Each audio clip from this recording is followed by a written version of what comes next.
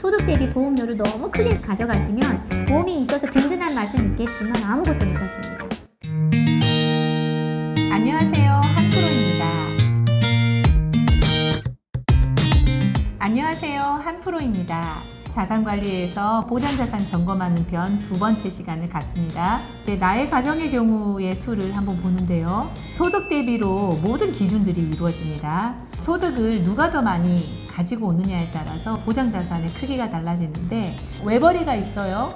남편이 있고 그리고 아내가 있습니다. 외벌이니까 남편만 소득을 벌어온다라고 생각하면 아내보다는 남편분의 보장자산이 더 커야 된다라고 보시면 돼요. 반대가 될 때도 있어요.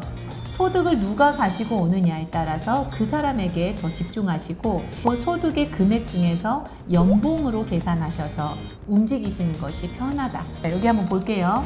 소득 기준으로 움직일 때에 먼저 팩트를 점검해야 합니다. 현재 보장자산을 어디 가입했는가를 보셔야 되는데, 보장자산 그러면 우리가 생각한 민간보험사에 가입한 보험들만 생각하기 쉬운데요. 그렇지 않습니다. 국가에서 의무적으로 가입하라고 하는 건강보험이 있죠. 산재보험이 있고 실손보험이 있습니다. 고용보험도 있고 건강보험도 있고 사망보험금도 있어요. 이 두 번째 말씀드린 건강보험은 국민건강보험이 아니라 개인이 납입하는 건강형 보험을 의미합니다. 우리가 무슨 보험이 들었는지 하루는 책상에 다 꺼내놔야 돼요. 한눈에 보이도록 보험사에서 준 딱딱한 종이에 보험증권이라 되어 있는 종이를 꺼내놓으시면 됩니다. 그래서 우열을 먼저 가려야 되겠죠. 자녀들은 대다수 나중으로 평가를 하시고요. 주소득원부터 체크하시는 것이 가장 좋습니다.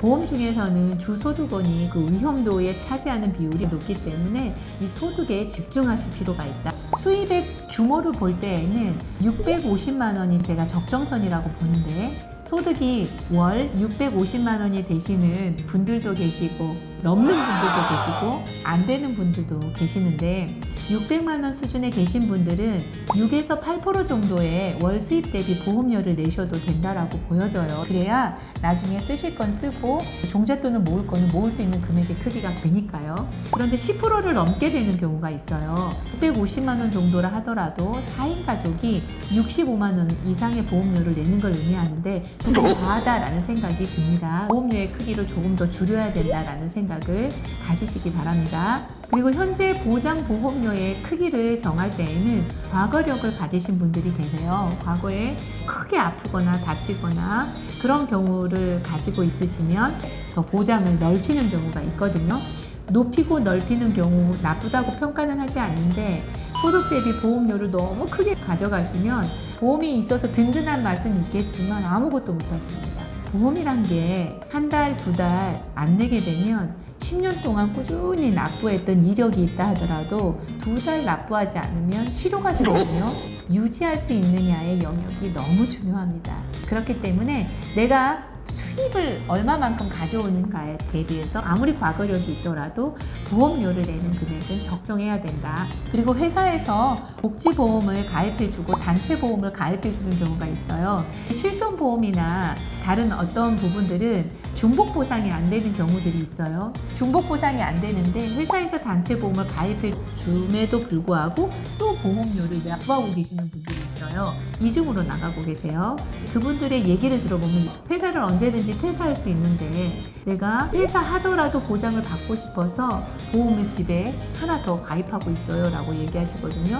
맞습니다. 맞는 경우가 있겠지만 적절하게 가져가는 것이 좋기 때문에 회사의 복지보험도 한 번 정도 더 살펴보셔라 라고 말씀드려요. 네, 예전에 이런 강의를 하게 되면 굉장히 많은 분들이 무겁다, 재미없다 라고 하는데 보장자산 점검은 무조건 중요합니다. 그러니까 힘들더라도 마지막까지 꼭 들어주세요. 감사합니다.